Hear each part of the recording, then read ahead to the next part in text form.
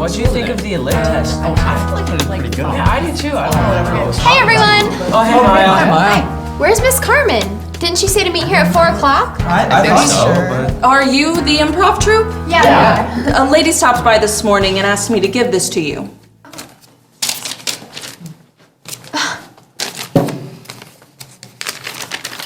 What's it say? I think it's from Miss Carmen. Hey gang!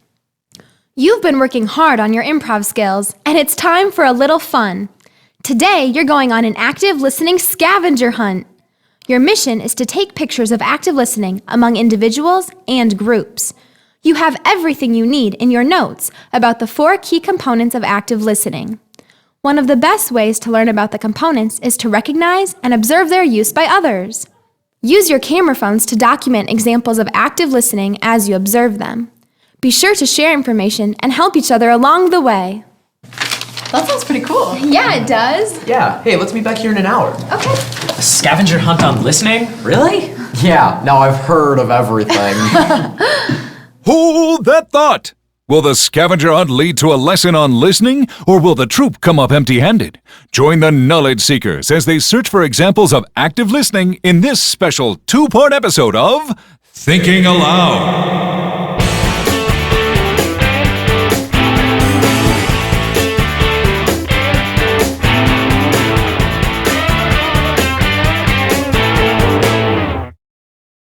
Actually, this should be pretty easy. Yeah. My notes say that good listeners practice active listening, which stresses both the ability to listen and speak. It's an important skill that everyone needs to be able to do. Right. You can't be a good speaker if you aren't a good listener. And furthermore, active listening plays a key role in the learning process. If we need to find examples of active listening, we should break it down into the 4 key components of listening. That makes sense. Focus on the speaker, think about what the speaker is saying, respond non-verbally, and respond verbally. You have to use all 4 to be an active listener and to complete the speaker-listener communication cycle. Don't forget, we need to find examples between individuals and among groups. All right, let's look at the first 2 components. Okay, focus on the speaker and think about what the speaker's saying.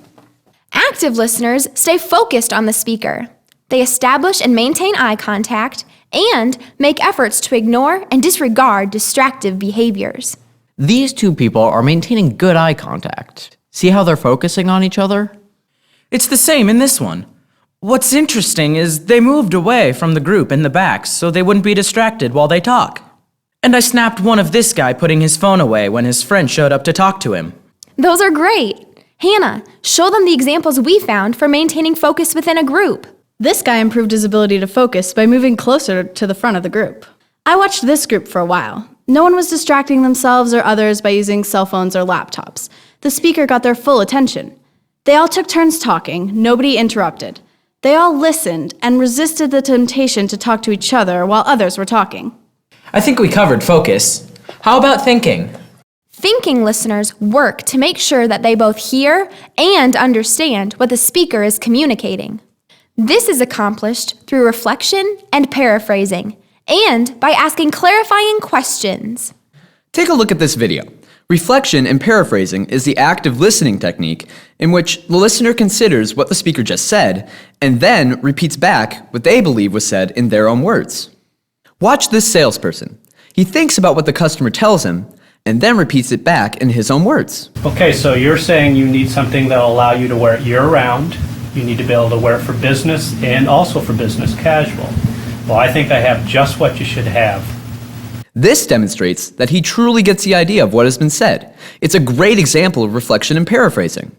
Miss Carmen said that reflecting and paraphrasing are important, whether you're talking one-to-one or are in a group. Thinking also involves asking clarifying questions to gain a deeper and more accurate understanding of what is being said. This person asked a lot of clarifying questions. Okay, just make sure I got this straight. Is it bass and then tone, or is it tone and then bass? Tone, bass. That's a really good example, Ryan. We're halfway done. It sounds like the knowledge seekers are working their way to becoming active listeners. You can too by remembering to use the 4 key components. Proceed to part 2 of the active listening scavenger hunt to learn how good listeners use nonverbal and verbal responses. Keep listening and keep thinking aloud.